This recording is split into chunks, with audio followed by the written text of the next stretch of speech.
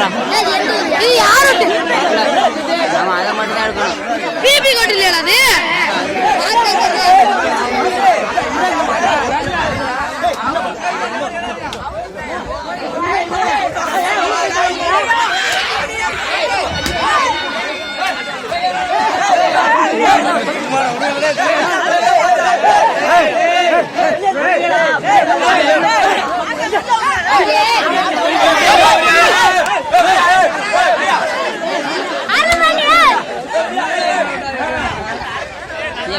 வருதா